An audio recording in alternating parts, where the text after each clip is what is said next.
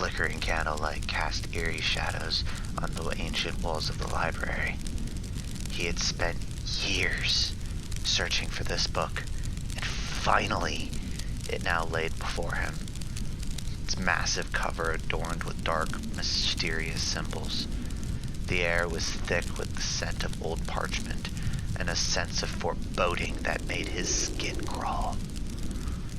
As he opened the book, the pages seemed to whisper secrets from centuries past. His eyes were drawn to the infamous illustration of the devil, its malevolent gaze seeming to pierce through the page and right into his soul. The man's hands started to tremble, but his curiosity overpowered his fear.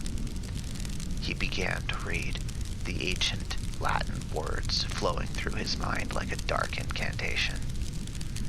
Suddenly, the room grew colder, and the shadows seemed to come alive, twisting and writhing around him, the wind whipping past his ears. The whispers grew louder, more insistent, as if the book itself was speaking directly to him. His heart pounded in his chest as he realized he had awakened something ancient and malevolent. Maybe he shouldn't have looked for the Codex Gigas after all.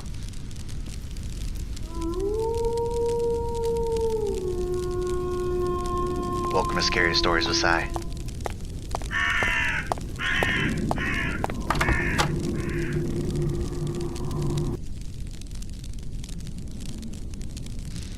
Hey guys, welcome to another episode of Scary Stories with Sai. Tonight, we're going to delve into the sinister depths of one of the most mysterious and terrifying manuscripts ever created, the Codex Gigas. Better known today as the Devil's Bible. Buckle up as we explore the dark history, eerie legends, and haunting contents of this mysterious and some believed to be cursed book. Our story begins in the early 13th century, in the fog-laden landscape of Bohemia, which, for the record, is now part of the Czech Republic. The Codex Gigas was allegedly created by a single monk in a single night in the confines of a medieval monastery. The legend says that this monk was caught doing heinous acts that broke his vow. It changes based on the legend that you're reading. Some say it was acts of bestiality, some say it was acts of murder. So it just kind of goes through on what the monk did, but then he was ended up being confined to solitary confinement until death, aka they would just put him in a wall, and they would brick up the wall, and they would just let him die. Whether it be from suffocation, starvation, dehydration, it didn't really matter. But back then, this wasn't an uncommon thing, and is partially most commonly done with starvation. Now, the legend says that this monk made a dark pact to complete the manuscript in a single night. So, the way that the manuscript came about was when he was being sealed in, the monk started begging for his freedom. He wanted to be forgiven for his sentence. And he made a deal that if he could write a book that contained the entirety of human knowledge in a single book, in a single night, they would forgive him for his crimes. And believing it to be an impossible task, they agreed. So he gets to work, and midnight comes around, and he's not even through a tenth of what he's supposed to get through. And he realizes that he has absolutely no chance to finish this book. So he does what monks do, and prayed, and prayed, and prayed more to God. But he never got a reply. Some believe that God just abandoned him. So, when you can't go above, you go below. And this specific monk did just that. And when God wouldn't answer his prayers, he started praying to the devil. Some believe that the devil responded.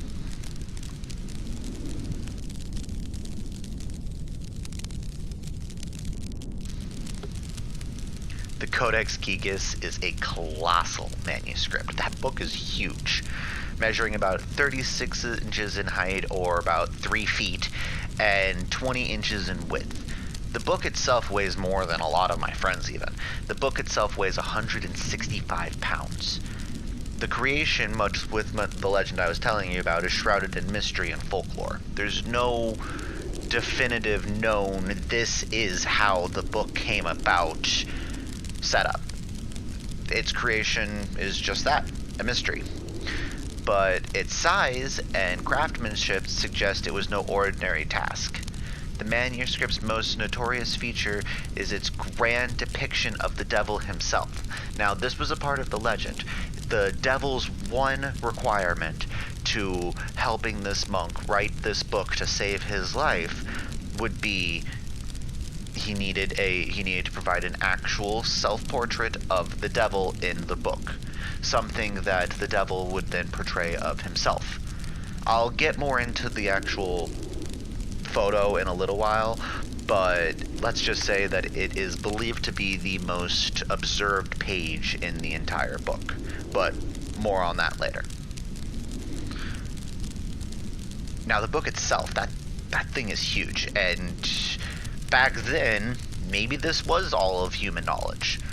The Codex Gigas contains the entire Bible, the Old Testament and the New Testament, but also ranges a mass amounts of different works, including historical works, medical knowledge, detailed history of the region that they lived in, and it's, again, diabolical picture of the devil in it that makes the entire thing even more macabre. The manuscript is divided into several parts: the Old Testament, the New Testament, the additional texts, the historical texts, the medical stuff. Then it includes the Bohemian and medical treasuries. And then after that, it starts going into more occult-based works, I guess is a good way of putting it.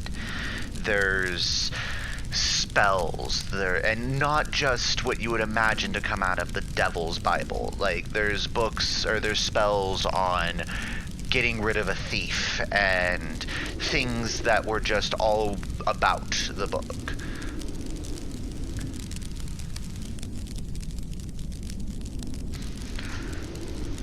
The Codex Gigas is not just a manuscript. Like I mentioned earlier, there's a lot of different legends and curses that are connected to the book. One of the most famous legends is that of the monk who supposedly wrote the book. Then there are also tales of those who come into possession of the Codex Gigas and met tragic fates. Some claim that the book was cursed, bringing misfortune and death to its owners. The manuscript traveled across Europe, having been marked by calamity and upheaval from its disappearance during the 30-Year War and to its seizure by the Nazis during World War II. Fun fact, did you know Hitler was obsessed with the occult and actually spent an insane amount of time researching and looking for occult items? The Devil's Bible was only one of them. Like, he spent like a whole year searching for the Holy Grail. He had people out there looking for it, believing that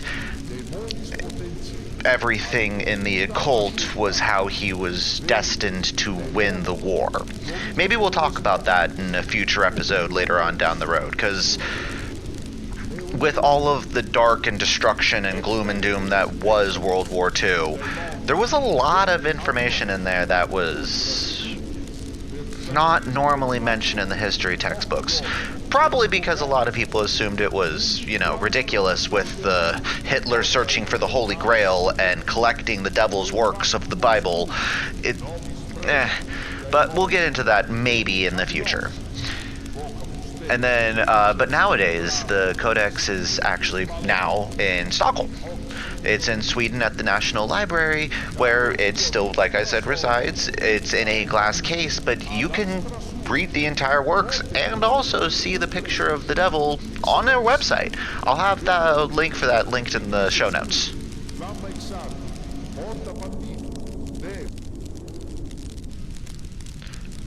So this is one of the few situations where I've seen something so shrouded in mystery have a straightforward timeline over everything that happened to it.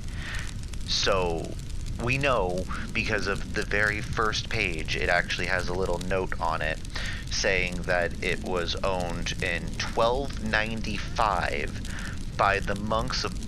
I am going to butcher this, but again, everything will be in the show notes, so if you would like to take a look, it is the first place to have ever owned it. The Podlazice was a monastery in what is now the Czech Republic that had the place, or that originally had the manuscript.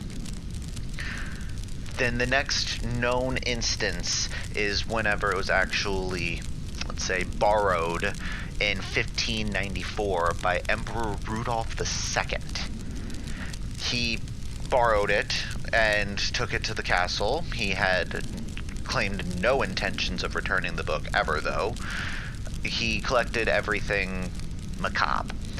So whenever he found out about the Devil's Portrait, he thought it would go absolutely perfect in his room of different kinds of dead animals, paintings, sculptures, curiosities. Very interesting place from the sounds of it. But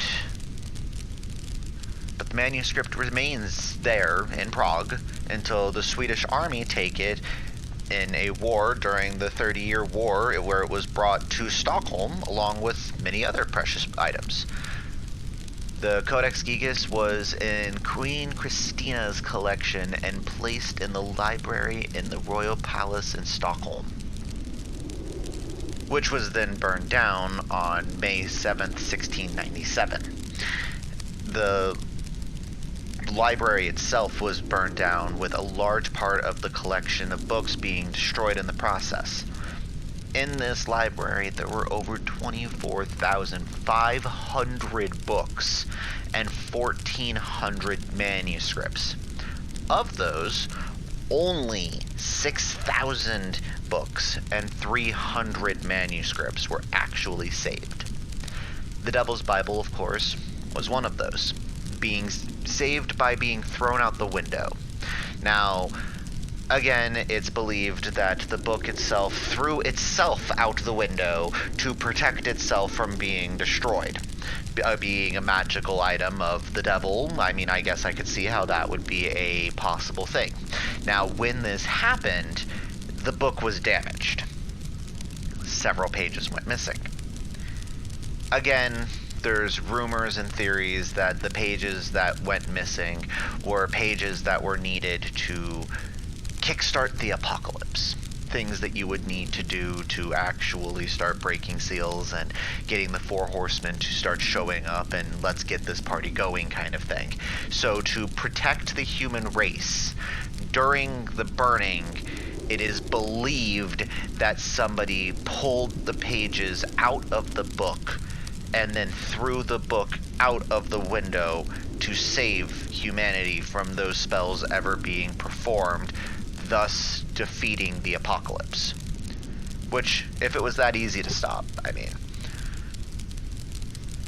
But now this next part, it takes a minute, but the next time that it is recorded is in 1768, when the National Library and, coincidentally, the Devil's Bible moved to the new Royal Palace in Stockholm and is now in the Bernadotte Library. The book during this time period was being kept by a man named with the last name of Clemming. He was basically the caretaker and was believed to have a flair for the macabre, the drama. He was a showman. So, in July of 1871, when the new library building was finally built and finally completed, the Codex Gigas made its special entrance into the new place. So, whenever it was brought there, it was to add some drama and some flair. It was brought on sleigh. So somebody actually brought it, like, on a sleigh to the library to add a little bit of additional, let's say, flair to the whole thing. I know I keep using that word, but I can't come up with a better word of using for everything. The Greatest Showman could eat his heart out. But then for a short period of time, from September of 2007 until January of 2008, so not that far off ago, the Codex Gigas actually was loaned out to the Czech Republic. And then in January of 2008 was returned, where now it is brought back to where it is now and can be seen at the exhibition in the Treasury Room. This book is, of course, you can also see the digital version on its website that, like I mentioned earlier, everything will be in the show notes, so if you would like to, I will even have it linked separately, so that way you can just go look directly at the book itself. Like I said, this whole book back then was believed to be the entire account of human knowledge. We've learned things since then. So this book, it may not be as long as you would expect it to be, but still definitely something that I would strongly take a look at.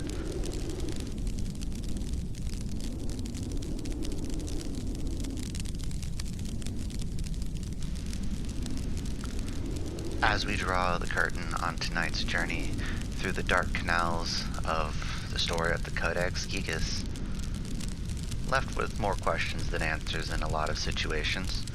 Is it more of a historical artifact? Is its actual story of its creation even true? Or does it hold even darker secrets that defy explanation?